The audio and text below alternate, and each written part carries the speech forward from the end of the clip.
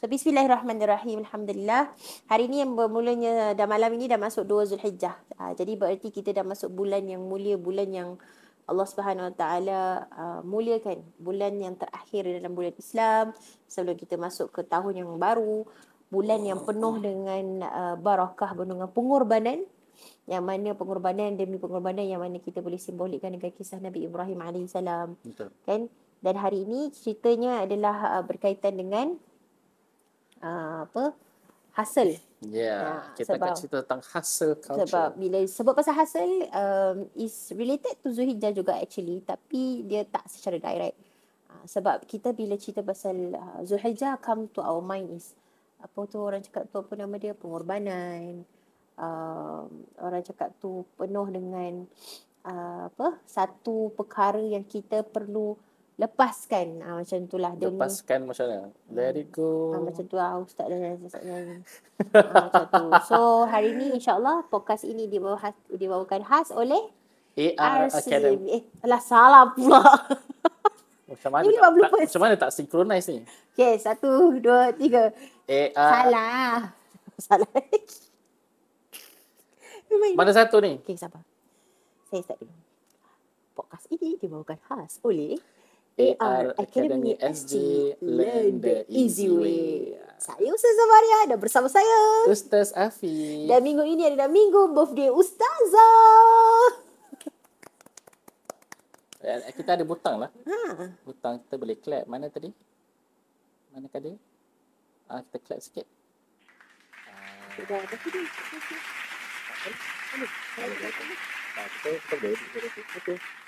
Sebelum masuk tu YouTube channel apa, cari apa? YouTube channel. Okey, nama channel kita adalah Kisah di Sebalik Tirai. Kisah di Sebalik Tirai. Kalau cari je insya-Allah mesti akan keluar nampak muka dua kita. Siapa yang boleh tuliskan dekat komen, nanti kita pinkan. Thank you. Yes, betul. Ya, Kisah di Sebalik Tirai dekat dua-dua YouTube dan Spotify. Dua-dua boleh cari help us around, share around, okay? Yeah. Alhamdulillah dah maju, mesti dah maju. Tadi Ustaz dah try macam-macam button. Jadi alhamdulillah demi minggu demi minggu ada kemajuan insya-Allah. Itu yang kita nak lah. Sebab perkara yang kita buat sekarang ni adalah benda yang nampak macam simple, tapi sebenarnya perlukan konsistensi lah. Yes, betul. Istiqamah. So kami perlukan sokongan anda demi membantu ataupun memberi manfaat kepada masyarakat. Benar, insya-Allah. Dan kalau sekiranya kalian dapati podcast ini bermanfaat, bolehlah kongsikan, boleh sharekan ya, mudah-mudahan semua dapat manfaatnya insya-Allah. Amin ya rabbal alamin. Okey. Baik Ustaz, hari ini cerita dia pasal hustle culture. Yes, so hari betul. ni hustle culture guys. So insya-Allah kita masuk dengan Bismillahirrahmanirrahim. Hari ni episod yang ke-4 dalam Kisah di Sebalik Tirai yang bertajuk Hustle Culture. Betul. Apa tu hustle culture Ustaz? Hustle culture ni adalah satu terma yang digunakan oleh orang-orang kita, yang mana kita nak menggambarkan mengusahakan sesuatu demi nak mendapatkan sesuatu. Dan hustle ni maksudnya kita berusahalah. We struggle, tapi at the same time kita struggle tu demi nak mencapai satu matlamat. So we hustle. Macam itu. So technically hustle is an English word lah, yang mana hustle ni technically is kita nak kena struggle. It's almost the same to struggle. Cuma struggle ni is more to macam kepayahan. Maksudnya kita nak bersusah payah is more negative. Hustle ni is more to macam positif. Maksudnya kita nak mengusahakan diri kita untuk nak mencapai sesuatu. Jadi dalam konteks hustle culture dalam Singapore ni, kita selalu guna kalau kita nak bekerja, banyak orang kita mesti akan pakai terma ni. Dia akan kata hustle demi hasil. Tetapi kan sebenarnya, adakah hustle culture ini adalah sebahagian daripada ajaran Islam? Sebab kalau kita fikirkan, kita berusaha ni, berhasil ni, kan? Kita usaha, kan? Betul tak? Dan sepatutnya kalau kita usaha, itu adalah dikira sebagai satu salah satu jalan untuk kita nak mendapatkan rezeki, kita nak menanggung keluarga dan sebagainya, kan? Tetapi memang adakah benar hustle culture ini adalah cara yang terbaik untuk kita nak mendapatkan rezeki? Kan. Agak-agaknya lah, kan. Kalau kita kembali semula kepada zaman Rasulullah sallallahu alaihi wasallam, kan. Kita boleh faham yang mana Rasulullah sallallahu alaihi wasallam, beliau baginda sendiri bila menceritakan tentang usaha sebelum kita bertawakal, ya. Kita faham yang mana Rasulullah, dia baginda adalah seorang yang sangat-sangat busy. Dia tak pernah duduk senang, dia sentiasa bergeraklah kirakan. Pagi dia berdakwah, malam dia beribadah. Kan? Jadi untuk kita, adakah kita boleh menggunakan that same model juga untuk kita membuatkan sebagai satu contoh tauladan untuk untuk zaman sekarang ni? Adakah benda itu masih relevan? Kan? Kalau kita tengoklah sikit, ya. Bila kita cerita tentang konteks orang-orang Singapura, bila kita bekerja, kita hustle demi apa? Demi duit. That's the first question. Kita hustle untuk apa sebenarnya? Kan? Kebanyakan orang kita, ni secara jujur, bila kita cerita pasal hustle, mesti nak cerita pasal apa? Duit. Di mana kau duit? Macam tu lah. Nak cerita pasal duit. Itu yang kita nakkan. Tetapi adakah duit itu adalah satu-satunya rezeki? Yang mana kita sebenarnya nak mendapatkan rezeki bukan hanya melalui duit. Rezeki Allah SWT itu sangat-sangat meluas. Sampaikan kita ni, kan, terlalu fokus kepada satu rezeki dan mengabaikan rezeki-rezeki yang lain. Aduh, sakit. Ya. Ni saya nak ceritakan satu fakta lah. Ya, saya ada buat study. Ada baca-baca sikit, tengok-tengok YouTube sikit. Di Korea Selatan, Korea Selatan antara negara yang paling maju dan juga antara negara yang mengamalkan hustle culture ni. Nah, jadi bagi mereka kerja working hours lebih kurang macam di Singapura. Diorang akan kerja pukul 9, habis pukul 5. Tetapi walaupun mereka boleh balik pukul 5, culture dekat sana, dia tak boleh balik selagi mana bos tak balik. Wow. Jadi kalau bos balik pukul 10, dia akan balik pukul 10. Bos balik pukul 12, dia akan balik pukul 12. Kenapa? Sebab bagi mereka, kalau aku balik awal, maksudnya aku tak cukup hustle. Aku tak cukup bersungguh-sungguh lagi dalam bekerja. Jadi adakah itu satu perkara yang positif atau negatif? Ustazah rasa macam mana? Negatif lah, of course. Betul. Sebenarnya benda itu sangat-sangat tidak baik. Dan disebabkan perkara ini, ya, Korea Selatan sekarang sedang mengalami satu krisis. Iaitu adalah mereka ada krisis population.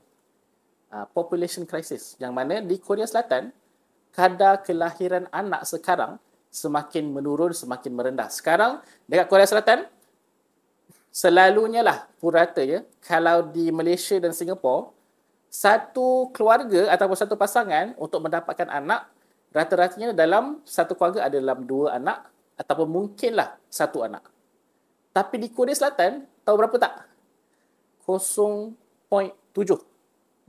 Maksudnya, kemungkinan besar di Korea Selatan, bila berkahwin, takkan dapat anak. Maka, apakah akibatnya daripada perkara itu?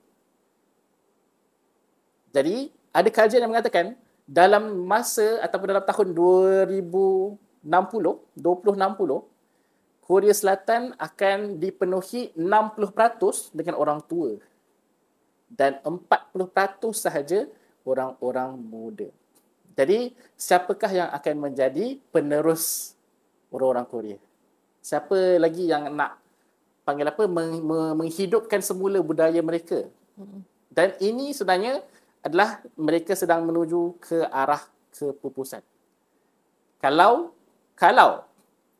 perkara ini tidak diselesaikan. Dia masih lagi belum terlalu terlambat lagi. Masih lagi belum mustahil. Tapi disebabkan hustle culture yang dipraktiskan dekat sana, maka ini adalah akibatnya. Tapi kita cerita pasal anak ni, kan, kita nak kena reflect mula kepada diri kita di Singapura. Yang mana kita, kalau kita berusaha, kita bekerja pagi sampai malam, kan, keluar gelap, balik pun gelap. Itu selalu orang kita pakai. Keluar gelap, balik gelap. Kita dalam Islam sebenarnya, kan, apa yang Rasulullah SAW dia pernah berceritakan bahawa beliau ni adalah contoh yang terbaik.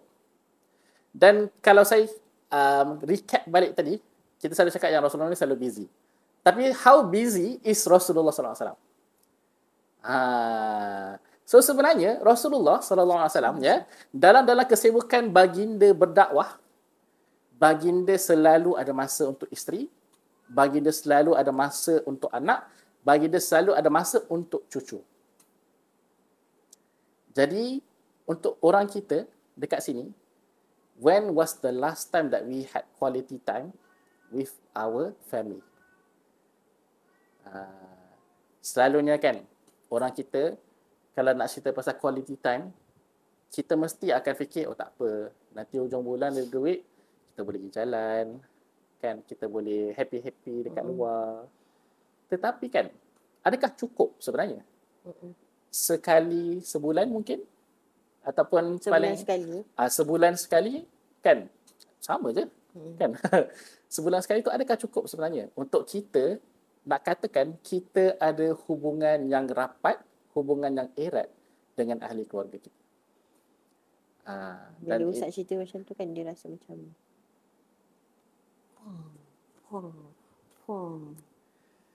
sebab I'm a workaholic person. So, and comes to this topic, actually, it really, insyaAllah, reminds me. And before this topic came pun, actually, Ustaz dah suruh saya tone down with the work and everything. Alhamdulillah. Because why? It affected our relationship, kan, our rumah tangga, how to communicate and everything. So, Alhamdulillah, bila say this kan, dalam satu tu saya dah terjumpa lah, ada satu yang apa tu, dalam satu, Allahumma salli ala Muhammad, dalam hadis Rasulullah SAW, kan, Rasulullah ada sebut, sesungguhnya Allah mencintai apabila seseorang daripada kamu melakukan satu kerja dan dia lakukannya dengan itqan, tekun diri. Maksudnya kat sini kan, Nabi sendiri pun macam Ustaz kata tadi Nabi sendiri pun berniaga, berdakwah, perang, urus rumah tangga dan sangat aktif. So tapi Nabi tak sampai abaikan hak diri dan keluarga. So bila actually Ustaz get into the point whereby sebab Ustaz saya kongsikan Ustaz Ustaz came from Ustaz dah lama duduk Malaysia. So bila Ustaz nampak culture Singaporean ni, Ustaz pun macam I think Ustaz pun shock Ustaz bila Ustaz baru-baru datang. Tapi Ustaz, subhanallah, he's good in adapting. Tapi kita tak tahu dia punya struggle dalam lah. But for me, saya daripada kecil Singaporean sampailah sekarang. So kita punya culture adalah semua benda kau nak cepat, betul? Ya, kalau pesan-pesan So bila benda tu macam tu, jadi kita dah ada that mindset tau. So when at this age saya so far yang pernah, yang macam Ustaz tadi kata kan, pergi gelap balik gelap, it happened to us. Remember? Betul. Before this saya pernah kerja kat tempat lain, saya keluar lepas subuh, saya balik dah nak maghrib. Which is kadang-kadang boleh sampai macam nak dekat dengan isyak pun sampai rumah. So this thing actually macam subhanallah, kita and bila kita dapat that kind of pekerjaan, and nowadays orang cakap bersyukurlah ada kerja, you know, that kind. Tapi for me myself as an ustazah, as a workaholic woman, sampai ustaz pun cakap, awak memang tak sayang diri when ustaz say that, macam like betul juga, betul tak? So macam tadi supposedly saya sepatutnya ada bone setting punya appointment, betul tak bone setting. So this bone setting is every once a month. So it's really saya perlukan, because my body, kita dah biasa, kita berdiri lama, kita duduk lama, kita berjalan, walking towards prison every weekend is like macam an exercise, and so we need that thing tu macam mana untuk betulkan align kita punya tulang-tulang dan sebagainya lah. It's really helped me, it really works on me lah. So bila tadi tu cancel due to the certain things that we need apa orang cakap tu kena kena ada benda yang berlaku dekat tempat kerja, so we need to prioritize that thing. So cakap dengan ustaz, tak apa, minggu depan I must go. Cakap dengan ustaz dan ustaz bagi ayat macam ni. Awak kalau kerja nombor 1, tapi awak punya health nombor 2. Masa tu nak pergi kerja tu susah lagi. Tapi bila fikir balik, it's true. But at the end of the day, Alhamdulillah, bila I got realize and do of my muhasabah, bila this thing happen sebab kita dah biasa, this is the culture in Singapore. Ya, betul. So macam benda tu macam buatkan saya rasa macam kalau saya tak kerja, dia macam jadi macam nak kena buat apa. Macam tu, kita akan boleh sakit. Tapi when it comes to health thing betul Ustaz kata, kalau dulu Monday ada kelas sampai back to back Betul. balik je ada kelas, lepas tu sambung kelas ada Quran kelas, lepas tu sambung pukul 11 baru saya start kerja. So masa tu boleh nampak lah struggle lah. So tapi macam kita dulu macam muda macam rasa semua benda kita nak kau semua. So ada satu sahabat saya, Masya Allah ustaz tu seorang ustaz lah, dia cakap dengan saya, Maria, janganlah ambil semua, kau janganlah dalam satu pinggan tu kau letak semua makanan yang kau favourite kat atas satu pinggan. Dia cakap macam tu. Takut nanti kau nak bawa dia terjatuh. Jaga mana yang ada, apa orang cakap tu, makan mana yang ada kat atas pinggan tu. Kalau dah habis baru tambah. So and he also advise me lah, ingat jangan sampai kau burn out. Macam tu. So bila people say about burn out, about everything kan, okay. So start daripada situ, saya kosongkan saya punya Wednesday cuma kelas 30 minit je. So okay lah, Alhamdulillah kan. Lepas tu banyaklah saya cut. So Alhamdulillah. So benda tu works lah kan. Macam this year subhanallah dah half of the year, saya banyak malam tu, setiap malam nanti tu tak dapat saya terbaring. Kita kat office tak boleh baring kan. So bila kat rumah tu lah masa me time, then berbual dengan Ustaz masih dekat laptop because Ustaz is working 24 hours. So Ustaz akan edit and everything. So Ustaz akan ada meeting, Ustaz ada buat poster and everything. So I just baring je and berbual dengan Ustaz sambil baring. Dan sampai kita rasa macam okay, we need to talk kadang-kadang. So benda tu macam benda yang lama kita tak pernah buat Macam baring dengan lama sebelum selalunya macam dah kalau berduduk, lepas tu dah ngantuk tidur. So dia affect me so much Ustaz sampai tak boleh tidur. Semalam tu it really macam hits me sebab otak ni tak habis-habis fikir apa lagi nak kena buat. Sebab sampai kan saya nangis tadi semalam. Sebab Ustaz kata, awak nak apa sebenarnya? Ustaz ask me yesterday, you want actually? You want me to put ointment on your leg? You want me to put ointment on your body ke apa? So, Ustaz sampai cakap macam tu semalam. Tapi at the end of the day, saya sendiri macam sampai that thing cannot be controlled. Overwhelmed, I cannot control. So masa tu apa saya buat? Saya letak handphone kat sebelah depan, saya jauhkan handphone tu. Kan Ustaz perasan handphone saya jauhkan. Lepas tu saya kata Ustaz tutup lampu. Lepas tu saya pusing. Lepas tu tak sempat Ustaz nak buat apa-apa. Tak sempat Ustaz nak tutup laptop, tutup komputer Ustaz. Terus saya dah boom. Terus dah gone dah. Tak payahlah saya kata macam tu.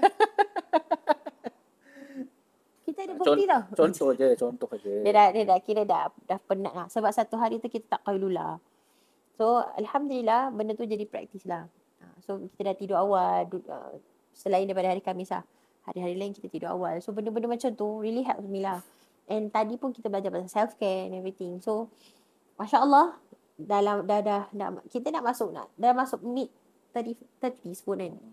Kena jagalah. So Alhamdulillah Allah berikan kesedaran, Allah masih sayang. So hustle culture tu saya kena kurangkan. So nak connectkan cerita hustle ni dengan kisah di sebalik tirai. I remember one of my student juga. Dia seorang ibu yang dia buat 2-3 kerja. So benda tu macam like, wah, berat sih. Betul.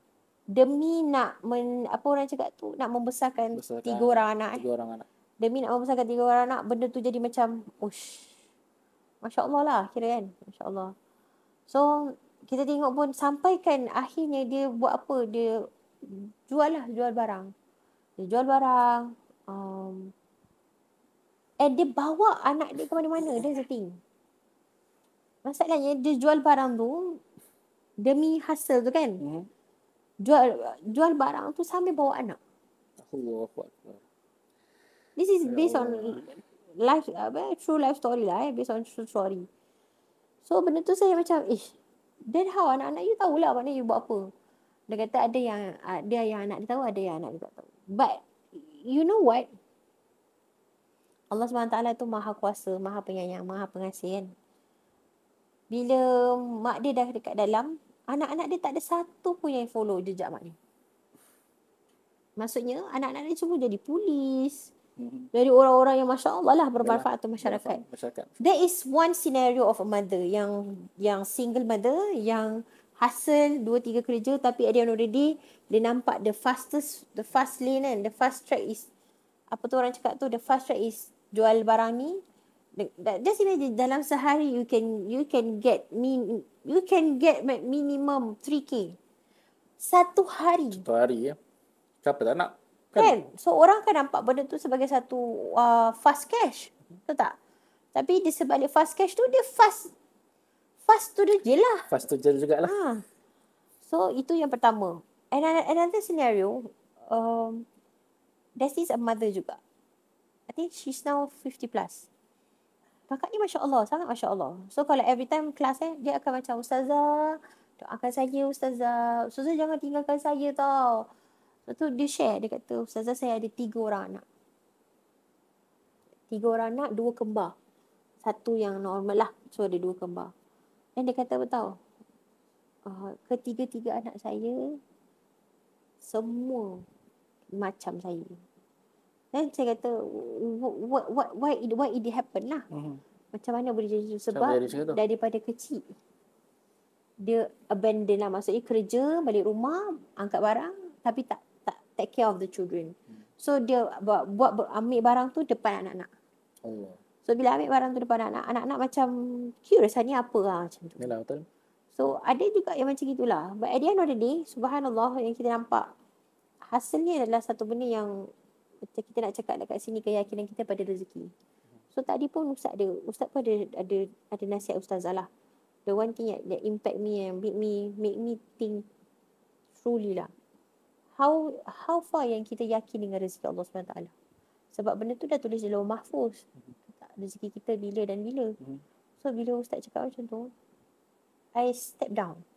Maksudnya dia buat saya rasa, okay, saya tak boleh push too much myself. Because saya seorang yang macam, okay, kita nak kena buat ni, nak kena buat tu.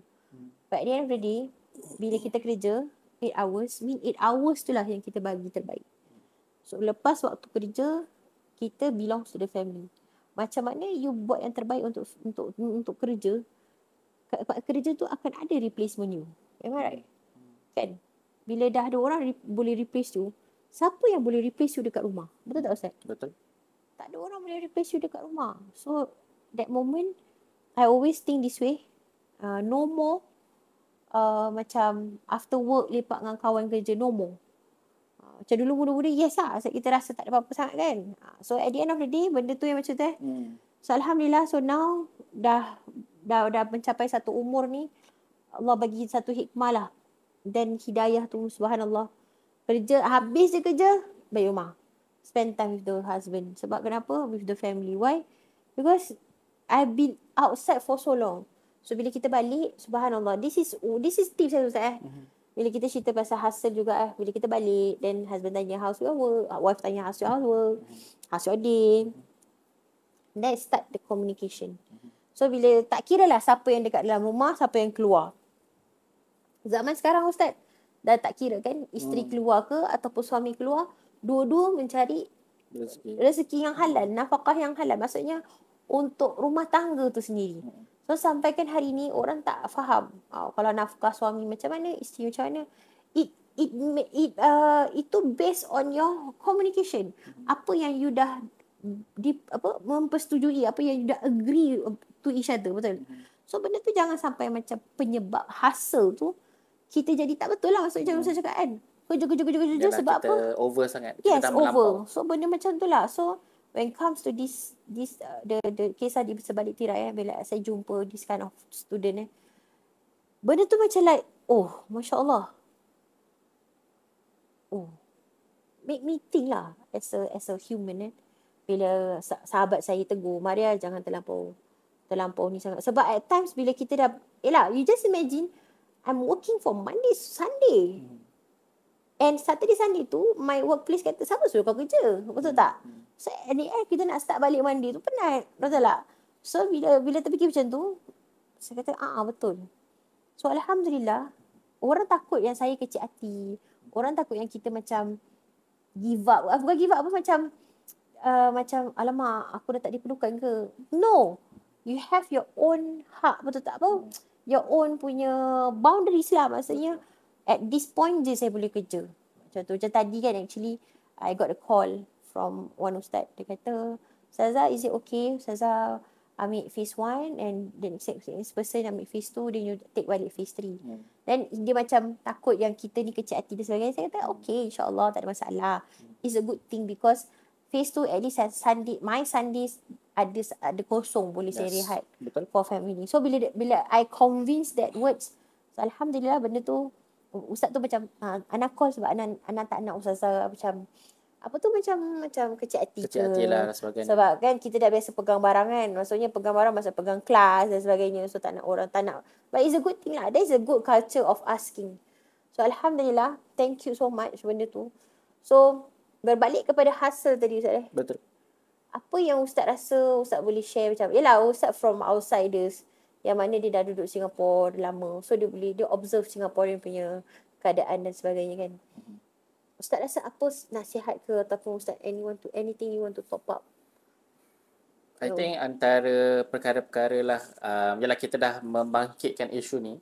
Jadi kita pun nak kongsikan jugalah antara tips-tips cara yang terbaik untuk kita nak pastikan yang kita tidak terlampau hasil. Sebab ramai antara orang kita ni, macam saya katakan lah, benda ni sebenarnya bukan 100% juga salah kita. Sebab kita dah terbiasa dengan culture dalam Singapore. Tapi at the same time juga, kita perlu nak ingatkan diri kita semula, just because everyone is doing it doesn't mean it's right. Betul. Kan? Jadi kita kena kembali semula. We have to go back to the Rasulullah SAW. Macam mana Rasulullah SAW, baginda yang paling busy itu, dia masih ada masa untuk nak bersama-sama dengan keluarga dia, dan kehidupan Rasulullah hidup yang sederhana tetapi dia berkat, tetapi dia bahagia. Yes, true. Ya, sebab kita selalu ingat duit itu adalah kunci kepada kebahagiaan, tetapi tidak sebenarnya. Betul. Tidak. Money cannot buy everything. Betul. Macam sekarang kalau Ustazah boleh ambil gambar macam mana kita punya setup ni. Ini bukan banyak duit. Ini apa yang kita ada adalah kita syukur kita seadanya. Pakai. I'm the person that want to be perfect, Ustaz Betul. Ustaz selalu nampak macam takkan nak buat podcast kita tak ada apa-apa. But Ustaz subhanallah, he managed to tweak here, tweak there. Ada handphone lama, boleh pakai the camera. Lepas tu laptop, kita ada apa. And this is what we call apa orang cakap tu, apa yang kita ada kita syukuri dan Allah akan tambah nikmat dia. Betul. So bila Allah tambahkan nikmat, kita kena lebih-lebih lagi bersyukur. Betul. So dalam setiap apa yang kita buat tu, kita buat kerana Allah. Macam mana Ustaz kita nak letakkan kita tu kerja kerana Allah? Okay, itu antara yang paling penting lah. So the first question yang kita nak kena tanya diri kita, ya, bila nak ceritakan pasal tu adalah niat kita. Kita ni kerja demi apa? Adakah kita bekerja demi duit, demi keluarga, ataupun kita yang terbaik boleh jadikan kerja itu dengan niat kerana ibadah? Ya, kerana kita diciptakan oleh Allah SWT bukan untuk bekerja. Kita diciptakan oleh Allah SWT untuk apa? Untuk beribadah. Maka Allah SWT pun telah berfirman dalam Al-Quran, "Wa ma khalaqtal jinni wal insi illa liya'budun." Tidaklah aku ciptakan manusia dan jin itu melainkan untuk beribadah kepada aku. Itu adalah tujuan utama kita diciptakan. Maka kita nak kena ingat perkara tu. Kita sebenarnya bekerja bukan nak hidup bahagia di dunia, tetapi kita bekerja supaya kita mampu bahagia di akhirat. Itu adalah antara soalan yang kita perlu tanya sebelum kita melampaui batas kita. Kita kena pastikan yang niat kita adalah yang terbaik. Kita nak bekerja lillahi ta'ala. Itu yang pertama. Kemudian yang kedua, dalam kita bekerja, kita nak kena pastikan bahawa kita ada waktu untuk diri kita dan juga kita ada waktu untuk keluarga kita. Kerana ini pun adalah antara yang disebut oleh Rasulullah SAW dalam hadis yang mana badan manusia itu juga ada haknya. Badan kita juga mempunyai haknya, maka kita yang telah diberikan badan ini oleh Allah SWT, Allah SWT telah amanahkan kepada kita badan ini, kita kena memenuhi tanggungjawab kita ke atas badan ini dan juga ke atas jiwa kita. Yang masuk ke poin yang ketiga, solat. Ini antara perkara yang banyak orang selalu pertikaikan ataupun mungkin selalu ragu-ragu. Sebab bila bercerita tentang kerja, banyak antara kita yang bila bekerja tu, pekerjaannya tu tidak ada peluang untuk nak solat. Makanya, sampaikan ada antara sahabat-sahabat kita ni yang saya pernah jumpa, apa yang mereka lakukan adalah mereka kodok solat habis kerja. Sebab waktu Zuhur tak boleh nak bercuti, tak boleh nak ambil break, nak solat tak boleh. Jadi perkara ini memang akan ada kirakan beberapa pendapat lah. Ada orang kata tak apa sebab kita kat Singapura tak ada peluang kerja yang banyak, nak cari rezeki tu susah dan sebagainya. Tapi at the same time, adakah kita yakin apabila kita membuatkan perkara ini, kita praktis benda ni, kita tak tahu bila masa malaikat maut akan datang mengambil nyawa kita, kan? Makanya adakah kita yakin itu adalah cukup yang terbaik untuk kita nak menjawab di depan Allah Taala? Jadi sebenarnya masuk ke perkara tiga ni, dalam apa jua keadaan sekalipun, yang paling penting kita nak kena ikhtiarkan pada diri kita, solat jangan tinggal. Sebab dalam solat tu, dalam azan tu yang kita dah cerita last week, ada apa? Hayya 'alas salah, hayya 'alal falah. So dengan kita jaga solat tu, confirm berjaya. Betul. Tapi kalau kita main-main dengan solat pun lambat, tak on time, yang tak prioritize Allah dalam hidup maksudnya kita sebenarnya melengah-lengahkan kejayaan kita. Betul. Tapi when comes to solat ni, subhanallah, khusyuk pula macam mana. So bila part khusyuk ni, not everyone can. Tapi bila kita paksa, bila kita fokus is two different thing baru datang khusyuk dia. So benda macam tu lah. Jadi bila cerita semula kepada isu solat, ya, kita ni sekadar saya lah berkongsi, ya. Kita kena yakin tentang rezeki, bahawa rezeki itu adalah aturan daripada Allah Taala. Ya, kita mampu berusaha, tetapi janganlah kita melampaui usaha itu sampai kita mengabaikan tanggungjawab dan amanah diri kita. Betul. Ya. Kalau contohlah, ni sekadar pendapat. Kalau contohlah kita berhenti kerja kerana kita tahu kerja itu tak boleh nak memudahkan kita untuk solat, saya pasti Allah Taala mesti akan memberikan jalan. Tapi persoalannya, berapa yakinkah kita terhadap Allah Taala? Betul. Ya. Macam, maaf Ustaz back to my story lah previously there's a lot of orang cakap tu upcoming job job datang masuk besides job yang full time. Masa tu rasa macam Masya Allah banyaknya macam tu kan. Tapi bila tengok balik, tak boleh, ini kan boleh jadi monyet terlari-lari, lari sana lari sini. So there's this one time terpaksa reject. Macam Ustaz kata, you have to say no. Ustaz kata belajar untuk cakap no, walaupun you are now in a midst of macam orang kenal kan. You have to say no in a good way lah, in a manner kan. So macam tu, bila Ustaz cakap tu, saya ingat lah. So masa tu ada satu ni, dia message lah, Ustazah boleh tak Ustazah? So macam macam mana Ustaz cakap dengan dia, okay, cakap dengan dia, saya minta maaf, I'm already being booked, dah diorang book lah on that day. And lepas tu saya kata, saya minta maaf, saya dah ada event lah. Lepas tu saya kata, semoga ada jumpa replacement yang lebih baik lah.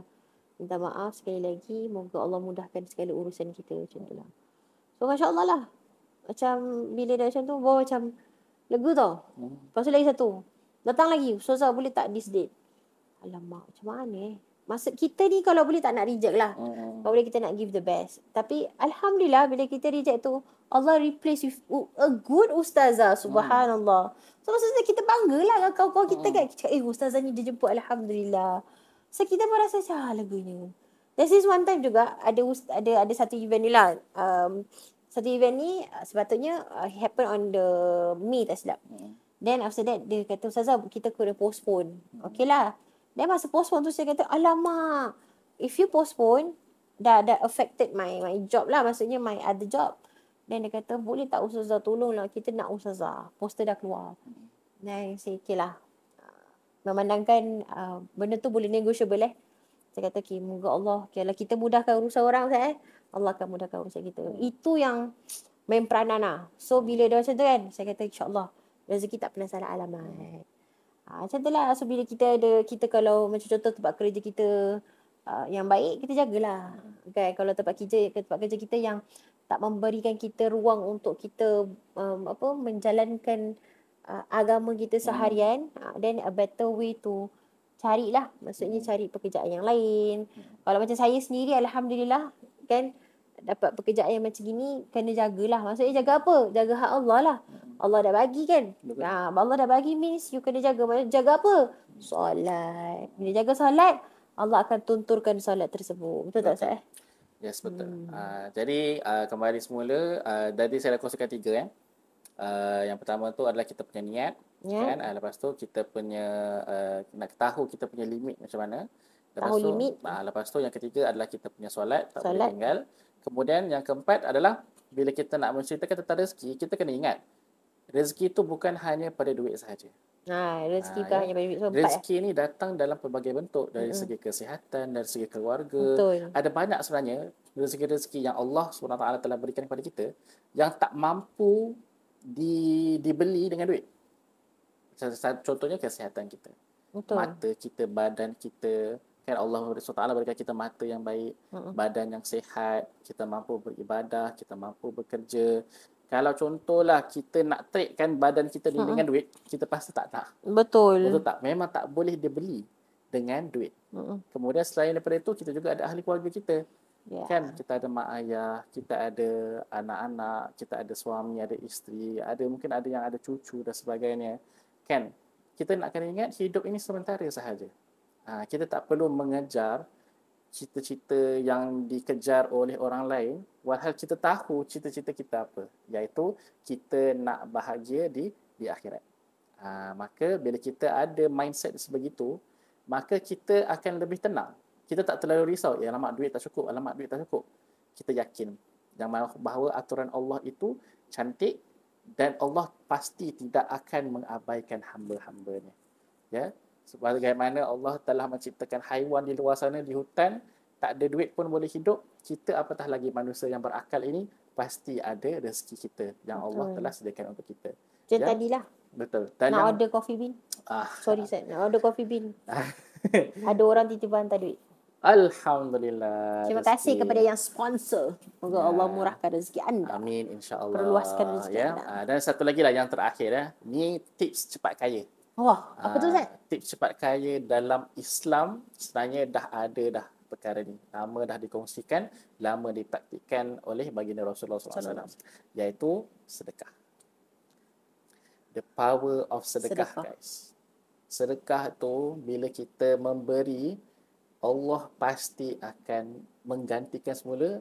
Kalau tak 2 kali ganda, 3 kali ganda. Kalau tak 3 kali ganda, mesti 5 kali ganda. Ataupun 10 kali ganda. Allah SWT tak pernah membuatkan seseorang itu boleh jatuh bankrupt disebabkan sedekah. Kita tak pernah dengar cerita orang dia bankrupt bila dia sedekah. Hatta kalau kita tengok semula zaman sahabat, zaman Rasulullah SAW, Abu Bakar, best friend Nabi Muhammad SAW, beliau sedekahkan seluruh hartanya. Dia punya yakinnya kepada Allah tu, tapi beliau tak pernah pun dalam kehidupan yang kita dengar dia meminta sedekah, dia nak kena minta orang duit dan sebagainya. Tak. Macam mana? Kan? How? That is the magic. That is the power of sedekah. Maka Bila kita tak cukup duit, bukan kita cari duit lebih. Kita tak cukup duit tu maksudnya kita tak cukup sedekah. Makanya kalau kita nak menggandakan duit kita, kita tak perlu nak invest banyak-banyak pun sebenarnya. Kita boleh nak invest in gold, nak invest in stocks. Ada mungkin yang invest in crypto, yang mana crypto ni sebenarnya is a very grey area. Saya sarankan tak buat. Tapi invest yang tak pernah rugi adalah invest sedekah. Sedekah dekat masjid, sedekah dekat orang yang memerlukan. Kita tahu Sedekah yang ada paling best is dekat sedekah yang paling best. Dekat mana tu? buat dekat mana? Buat dekat mana? Buat dekat siapa? Buat dekat siapa? Sedekah paling best sebenarnya adalah dekat mereka yang memerlukan lah. Keluarga Yalah, dekat mereka yang memerlukan. Keluarga yang memerlukan. Bukan keluarga yang dah kaya kau bagi lagi. Maknanya keluarga yang kita tahu dalam keadaan dia memerlukan tapi dia tak bilang Yes, betul. So ataupun macam dekat adik-beradik yang masih sekolah, Betul. ataupun adik-beradik yang baru habis pengajian, ibu ayah yang mungkin dah tua, tolaklah 20, 30. Dia tak semestinya 30,000 saya nak kena bagi. Betul. $10 pun dah memadai. Dan kita nak kena faham, bila kita sedekah ni, kita tak akan dapat duit balik sebenarnya. It's not 100% kita akan dapat duit balik. Tetapi Allah akan gantikan dengan sesuatu yang kita memerlukan, Betul. yang tanpa kita sedar pun sebenarnya. So that is the beauty of sedekah. Kita tak nak kita ni duit banyak tapi hati tak tenang. Biarlah kita hidup sederhana tapi hati kita bahagia. Selain daripada sedekah yang Ustaz share tadi, ada tak sedekah yang selain daripada bentuk keuangan? Selain daripada bentuk kewangan, sebenarnya ada lagi cara lain. Kita boleh sedekahkan makanan. Kan antara kempen yang saya sangat suka sebenarnya adalah dekat Masjid Asyakirin. Ada banyak orang-orang dekat sana dia infak makanan, kan? Belikan makanan dan infakkan kepada jemaah-jemaah dekat masjid. Sebab kita tahu dalam masyarakat Singapura kita ni, mesti dalam ramai-ramai jemaah yang tengah solat Jumaat tu, mungkin ada orang yang mungkin tak ada rezeki lagi untuk nak makan, dan rupa-rupanya makan rezekinya adalah di masjid untuk nak mendapatkan makanan. Selain daripada tu, macam kalau ada tak macam sedekah tu dari sudut tenaga, macam mana contoh dia? Yalah. Ataupun senyum pun sedekah. Betul. Senyum pun sedekah. Jadi bila nak ceritakan sedekah ialah meluas. Kan? So sedekah ini meluas. Kalau nak cerita pasal sedekah lagi, kita takkan habis malam ni. Betul. So insyaAllah kita akan reservekan topik sedekah ni for another time. Tapi memandangkan kita dah ceritakan pasal duit ni, jadi saya nak highlightkan lah investment yang terbaik, yang tak pernah rugi adalah sedekah. Betul. InsyaAllah. Okay. So itu adalah 5 tips yang saya boleh kongsikan, dan saya harap kepada semua yang mendengarkan podcast pada malam ni, kami berdua kita mendoakanlah semoga Allah SWT mempermudahkan urusan dunia dan akhirat kalian. Untuk mereka yang bekerja, semoga Allah SWT memberkati usaha kalian dalam bekerja, dan niatkan apabila kalian bekerja itu adalah kerana lillahi ta'ala, Allah Ta'ala akan mempermudahkan segala urusan kalian, insya-Allah. Amin ya rabbal alamin. Alhamdulillah. Cerita pasal hasil dah settle, Ustaz. Betul. So, insya-Allah. Jadi kesimpulannya macam mana? Kesimpulannya adalah hasil ini perlu untuk kita berikan kesedaran pada kita. Muhasabah balik. Adakah selama kita hasil dalam dunia ni, dalam hidup kita, adakah kebaikan ataupun hak keluarga kita dah bagi, hak diri kita dah bagi ke belum? So it's time for reflection jugalah. Betul. So case podcast di sebalik tirai ini bukan hanya cerita-cerita tentang orang di sebalik tirai, tapi cerita mereka kita bawakan konsep satu topik-topik yang mana boleh memberi kita manfaat, mengajar kita, memberikan kesedaran pada kita, Ustaz. So conclusionnya adalah hasil awak apa untuk hidup ni. Betul. So reflect sebelum tidur, kita reflect balik, adakah kita dah buat yang terbaik untuk diri kita dan keluarga, sebab ini semua adalah amanah. So Alhamdulillah, we are at the end of the topic, Ustaz. Yes, Syukran Ustaz, hari ni Ustaz banyak bercakap, saya suka sangat. Alhamdulillah, this topik dia yang pilih. So kita doakan moga ada lagi apa orang cakap tu, ilham-ilham, topik-topik yang menarik. Sebab I need, because sometimes kita rasa kita buat yang paling the best for the family, betul tak? Tapi sebenarnya kita apa orang cakap, menzalimi diri kita tanpa kita sedar, betul tak, Ustaz?